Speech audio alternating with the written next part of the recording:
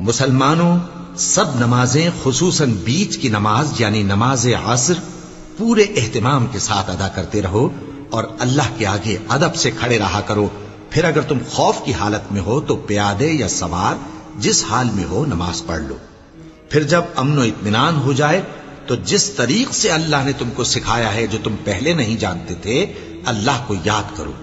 اور جو لوگ تم میں سے مر جائیں اور عورتیں چھوڑ جائیں وہ اپنی عورتوں کے حق میں وصیت کر جائیں کہ ان کو 1 سال تک خرچ دیا جائے اور گھر سے نہ نکالی جائیں.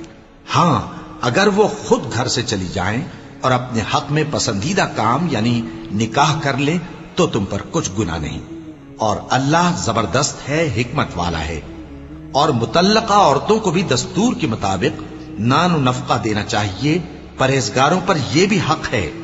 اسی طرح اللہ اپنے احکام تمہارے لیے بیان فرماتا ہے تاکہ